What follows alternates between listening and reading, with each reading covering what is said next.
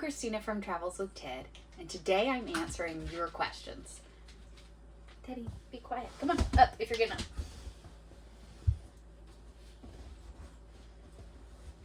Hi, I'm Christina from Travels with Ted.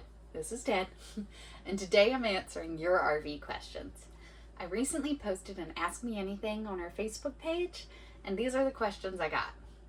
Question 1 is from Kim, and she asked, if I'm boondocking, explain how long a generator lasts and how long shore power lasts.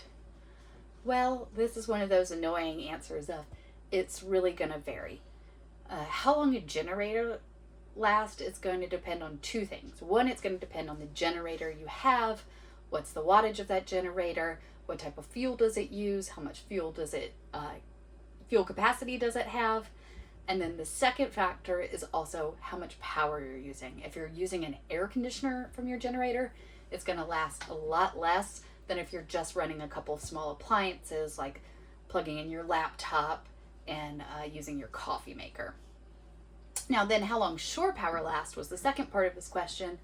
And shore power would last forever. Shore power is typically what we refer to as plugging in at a campsite.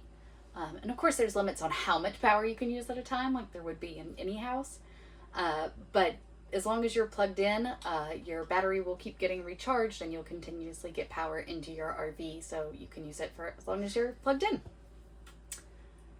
Question 2 is from Laura. If you travel, how do you handle mail and how do you stay registered to vote? How do you pick a state to be your residence? So when you live in an RV, there's a concept called domicile. And domicile is the place that you legally reside. How you pick a place depends on many factors. We definitely recommend consulting an attorney, but it depends on one, where you lived before your RV, where you're spending time in your RV the most, where are your doctors and lawyers and all the other services that you have. All those things factor in to where your domicile is. We're currently domiciled in Florida, so that's where we're registered to vote and do everything like serve on juries. And then how we get mail. So there's several ways to get mails. There are mail forwarding services that actually collect all your mail for you, and then we'll send you digital copies or forward paper copies if you need them. We personally have a family member collect our mail, and then Amazon packages and things like that we either have delivered to an Amazon locker or to the campground that we're staying at. Question 3 is from MJ. I'm going to a boondocking spot. How do I know if a place is going to be available for me? This is a good question, MJ, because you don't. When you're boondocking, which is kind of dry camping in the wilderness, that means that you don't have a reservation, so there could potentially not be a spot for you. Now, how we find boondocking spots is using apps like Compendium or iOverlander. And so if you read the reviews on those, you can usually tell how busy a place typically is going to be.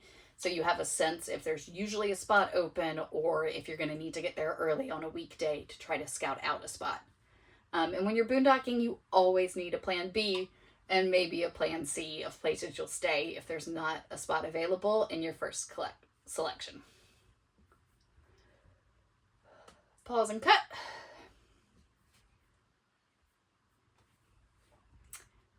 Question 4 is from Mary. She says, I have what I think people are calling a poop pyramid. How do I get rid of that? People are calling that a poop pyramid, and that's unfortunate. You usually get these when you're either not using enough water to flush your toilet or not having enough water in your black tank, or if you're leaving your black tank open. Then the solids build in the bottom of your black tank and they don't dump properly. So if you're in this situation, Mary, water is your friend.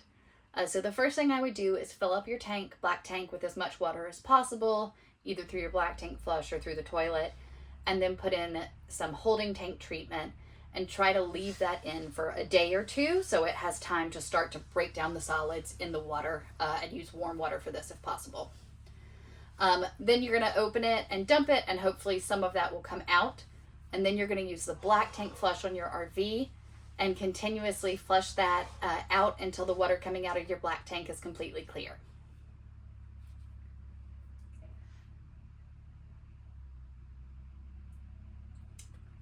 Question 5 is from Paula, and she said, newbie here. How do I know when my water holding tank is full? Will water just stop going in, or will it overflow somewhere? I have a 241B Forest River. So Paula's asking, when she's filling her fresh water tank, how does she know that it's full? So there's two ways. One, there's a sensor inside your RV. So most RVs have tank sensors that show when your gray, black, and freshwater tanks are full. If you do overfill the freshwater tank, there should be an overflow on her trailer that will start draining under the trailer so it doesn't come into the RV. But you should definitely track how much water you're putting in and try not to overfill it. And our You good?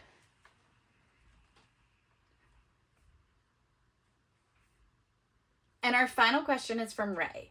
Is it necessary to sweep off / clean the top of slide of this? Sorry. Start over.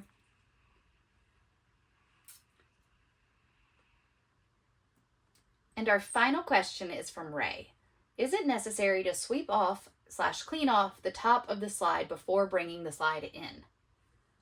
This is a great question, and the answer is absolutely, especially if you've been parked under trees. You could have branches or pine cones on top of the slide out. So you definitely need to do a visual check, and then if there's any debris, you need to brush that off before you bring the slide in, because you don't want something getting caught under the slide and knocking it off the track. If you have any more questions, leave them in the comments and we're happy to answer them. Happy camping!